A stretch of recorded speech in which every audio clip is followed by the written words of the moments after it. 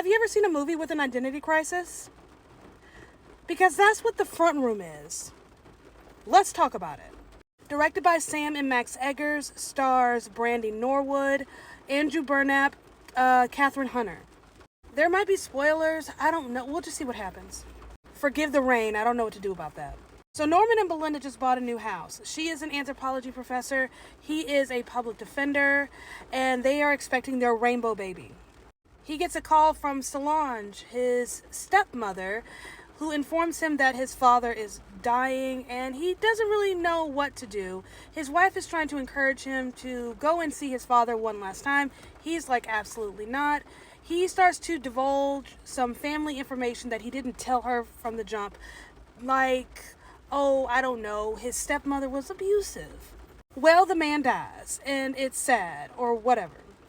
So the old man's dying wish apparently was that Norman would take in his widow, his stepmother, and he's all like, absolutely not, no, I don't want to. His wife's like, oh, we have to do this, it'd be wonderful, it'd be great. And then stepmom's like, hey, if you do this, you'll have everything that I own. So apparently she's got a whole lot of money, and she's like, hey, we could pay off the house with that money. And he's like, no way.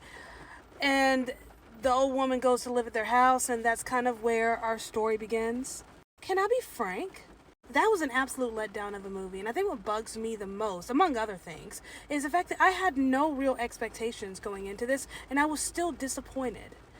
There was, I think, potential within the story itself for this to be good, but I think the problem here is just the execution of the story, direction, and casting. Number one, like, what is this film's objective?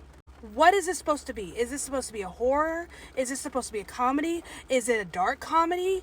Like, it's not scary. It's not a thriller, given the subject matter, because we were teased with the trailer that, racism would play a big role in this film thematically, and it really doesn't.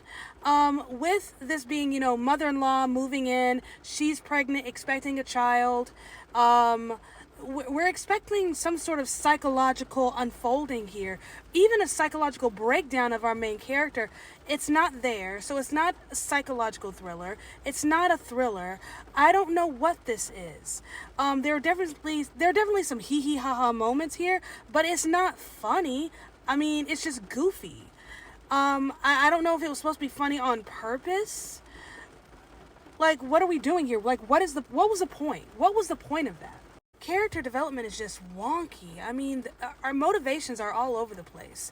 No kind of center of gravity for our characters, that central, that core part of who they are, and then everything branching from that. Like, who the hell is Belinda? Like, who is she?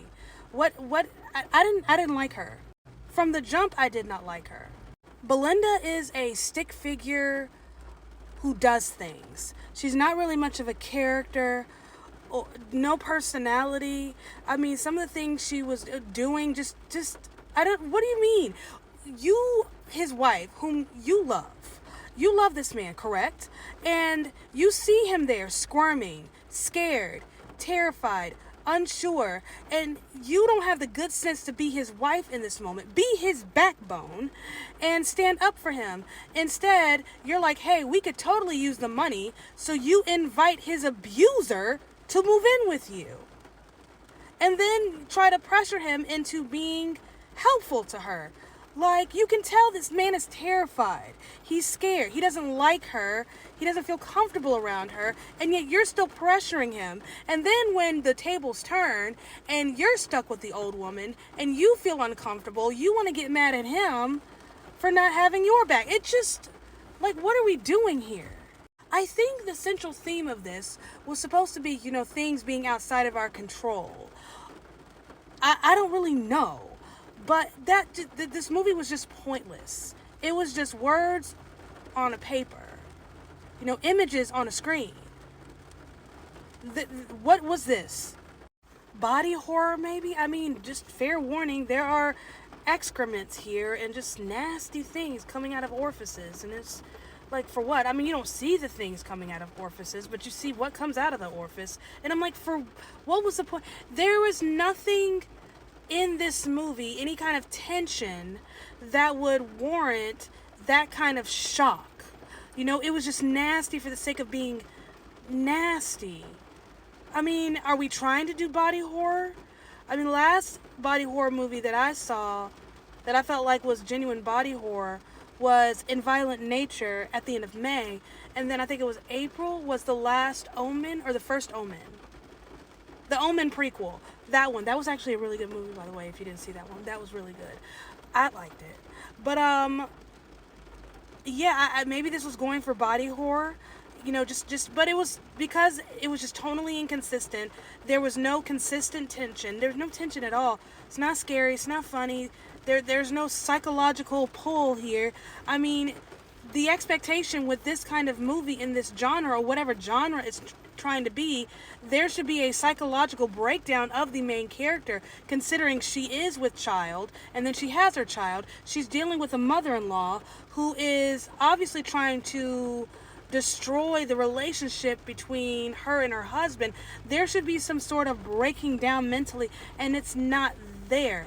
I don't know if the writing was just bad or if Brandy couldn't carry. I don't know.